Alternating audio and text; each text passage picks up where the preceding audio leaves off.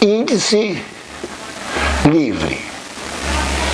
Professor, como? Né? Se eu tenho aqui o Mi e o Mi aqui. O Mi é mudo.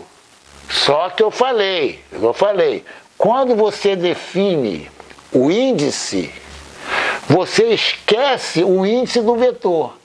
Olha só para o componente. Um índice livre, né, em A, Mi. Pronto, acabou. Eu falei isso aí. Tá? Então, alfa é um covetor, pois possui um índice. Para você enxergar o número de índices livres, você tira, né, retira da linguagem, né, o que está atrelado aos coeficientes. Quer ver? Só um detalhe aqui, depois eu apago. Por exemplo, eu tenho aqui, ó, por exemplo, A igual a 1. Até eu fazer isso, ó. I. Ó. Isso aqui possui dois índices livres. Por quê? O que eu falei? Ó, esquece a parte tensor. Então, vou colocar até mais um termo aqui, ó. Mais A12 e J mais, até eu colocar aqui, ó, 0, por exemplo, 0 JI mais 0 JJ. Um exemplo. Ou então eu coloco, não tem problema, eu coloco A21 aqui e aqui eu coloco A22. O que eu falei? Isso aqui é um tensor de segunda ordem. O que eu vou fazer? Esquece a parte relativa aos vetores. E olha só para aqui, ó. Eu tenho dois índices livres, né? Eu vou escrever assim, ó, vou escrever assim, ó, A. Olha que interessante. A está atrelado, no caso, né? A e J. Pronto. Eu olho só para os componentes, né? O I vale I1, 2 e o J vale 1, 2. Não tem somatório, né? Porque aqui são índices livres. Então, para você verificar o número de índices livres, não considere o vetor base, né, justaposto a ele. Olha só para o índice livre. Nós fizemos. Aí que tá, não tem que entender. Tá? Você tem que adotar isso aí, que é a convenção. Porque quando você escreve junto com o vetor, aqui, ó, no caso, né? O que eu tenho aqui? Né? Eu tenho uma soma, né? E Mi é índice mudo. Eu tô contrariando. Se índice é mudo, não pode ser vetor, seria um escalar. Mas não é. Por quê? Eu retiro o índice do vetor e só olho para esse. Como esse aqui, né? Aqui, ó, no caso aqui, né? Tá? Eu tenho, né? Eu tenho, olhando só para os componentes, eu digo que tem dois índices livres. Tá bem claro isso aí? Então tá. Evidentemente que aqui é mudo, né? Certo? Quando eu jogo o vetor, tá? Ele vai ser mudo. Aí eu olho para aqui, né? E eu me lembro, o professor falou, né, que quando o índice é mudo, é uma grandeza escalar. Está correto. Quando você não tem o vetor ao lado. Como aqui, né? Você tira o vetor, só olha para os índices. Né? Aqui são índices livres. Está claro isso? Então tá. Realmente causa confusão. Né? Causa confusão. Então, olha só. Vamos ver aqui. Vou apagar aqui. Está bem explicado e vou repetir isso depois. Né? Como eu já falei anteriormente, estou repetindo aqui agora, né? Para fixar bem. Tá? Porque isso aí causa confusão, que é natural. Tá? Olha só. Então, aqui eu tenho, no caso, né, a base covariante e os componentes covariantes. Então, aqui eu vou escrever assim, ó, a base para o espaço dual, ó, a base covariante. Covariante. Por que covariante, professor? Porque ele não está no vector, ele está no covector.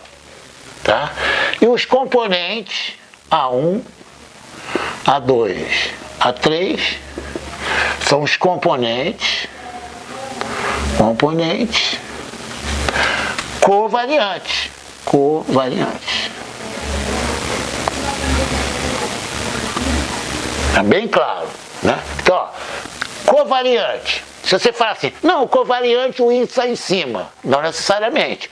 Porque o covariante, se você olhar para a base, os índices são os superescritos, né?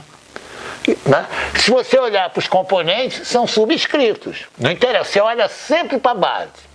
Olha só, vou fazer agora o contrário. Vamos pegar um vetor, né? Aqui eu peguei um covetor. Então, vamos lá.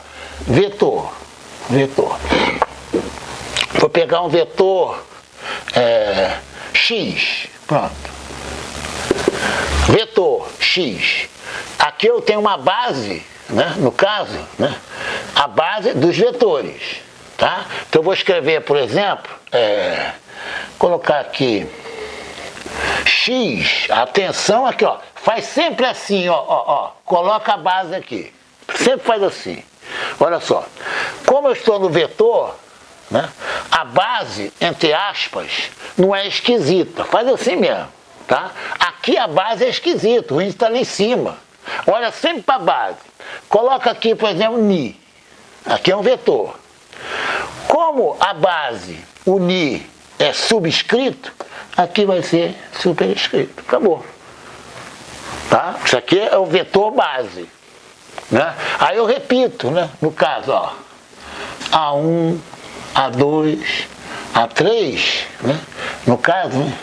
É a base para o espaço V. E, olha só, no caso, né? Eu vou ter aqui, né? Tá embaixo, né? Ó, X1, X2, X3, né? Componentes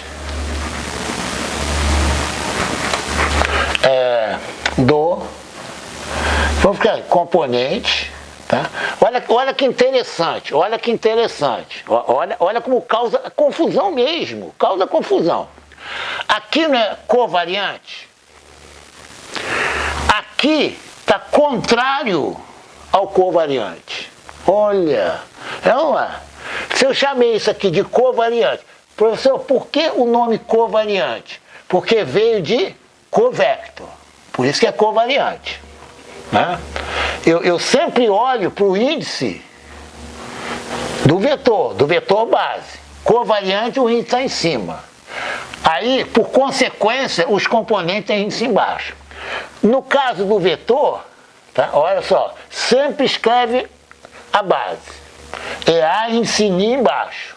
O componente é em cima. Agora, olha o nome que eu vou dar. Tem que se acostumar. Vou até botar até um azul para ficar bem, ó. Componente contrário, né, ao covariante. Opa! Então, contravariante. A base aqui a base, ó, base contravariante.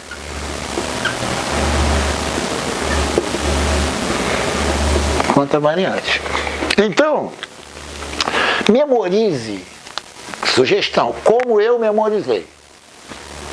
Tá? Eu estou no espaço dual. Eu quero representar um vetor do espaço dual, geralmente pelas letras gregas, né, em termos da base, no caso, do V estrela, do V asterisco. Primeira coisa que eu vou fazer, vou até repetir aqui, ó, Ó, é assim que eu memorizo, que eu tenho que memorizar também, né? Até meu nome eu tenho que memorizar, né? Certo? Não é? Meu endereço eu tenho que memorizar, né? Olha só. O que eu vou fazer? Eu estou iniciando aqui. Puxa, eu esqueci, certo? O que é covariante, o que é contra, que confusão danada, né? Olha só, vou começar com covecto. O covecto, né? Esse V asterisco, eu vou chamar de um V esquisito, tá? Então, vamos lá. Aqui eu tenho uma base, né? Eu vou até mudar até a letra, tá? Vou colocar assim, covecto. Vou começar com covecto. Covetor, tá? Covecto em inglês.